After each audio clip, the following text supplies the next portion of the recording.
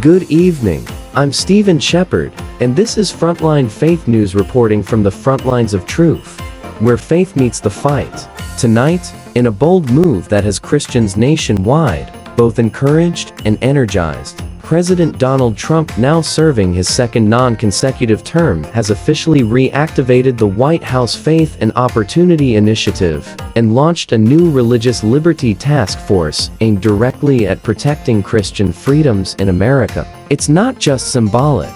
The new faith office has been placed under direct executive oversight and staffed with leaders from across evangelical, Catholic, and Protestant communities, including representatives from major ministries and legal defense organizations. Alongside that, the administration rolled out a religious liberty task force, which will investigate and respond to rising anti-Christian bias in schools, the workplace, and public policy. According to the president, this task force is, quote, long overdue. We are putting faith back where it belongs, at the center of American life. We are going to protect our pastors, our churches, and our children from radical ideologies that hate God and hate America. Recent data from Pew confirms that 64% of Christians in America now believe their religious freedom is under direct threat, up nearly 10% from just 2 years ago.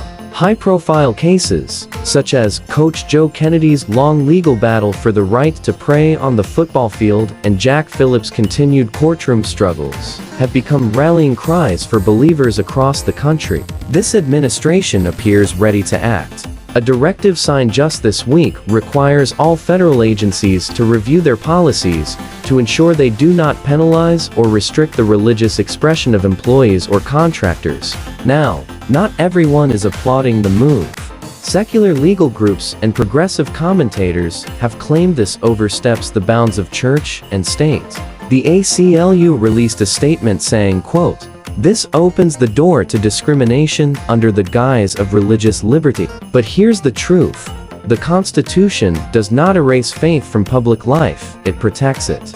The First Amendment guarantees the free exercise of religion, not the censorship of it, and biblically speaking, believers are called not to retreat, but to stand." Romans 13 tells us that governing authorities are God's servants for good.